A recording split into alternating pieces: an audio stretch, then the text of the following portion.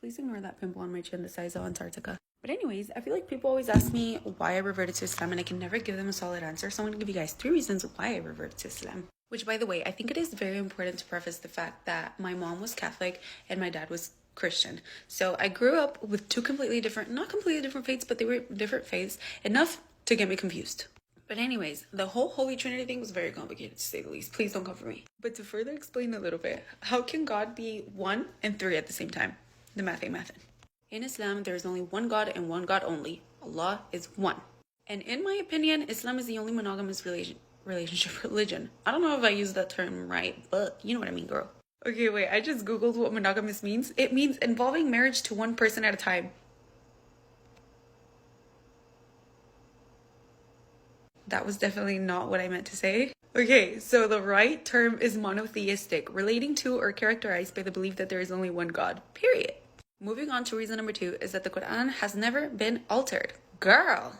Like in Catholicism, they would tell us that the reason why that the Bible was constantly being altered and changed is because times are changing. Society is changing, which facts. But at the same time, the fact that it is being altered so often and people are putting their little inputs all the time makes it that much more complicated. And it also loses its credibility. Not credibility, but yes, credibility. It loses its value. You get what I mean? And the Quran, on the other hand, babe, she's never been changed. The Quran has been the same ever since it was revealed to us, and to me, that's way more valuable and credible. And with that, I love that the Quran is so open to interpretation.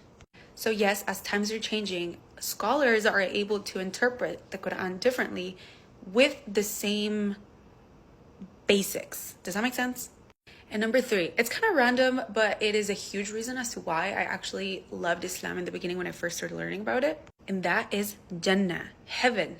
Hear me out. Okay, we have a guest joining us for the rest of this video, but when I was Catholic, I would literally lay at night thinking about the fact that if I went to heaven, I would have to live forever, terrified. Because I feel like they never really explained what heaven was like and how beautiful it would be.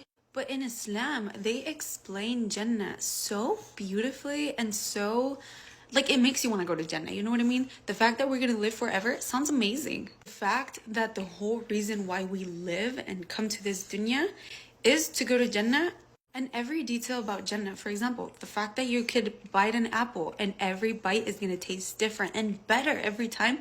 Like, that is just amazing. I'm running out of time, but I hope you guys enjoyed and I hope that made sense. I feel like I was all over the place, but you guys get the point. Anyways, love ya.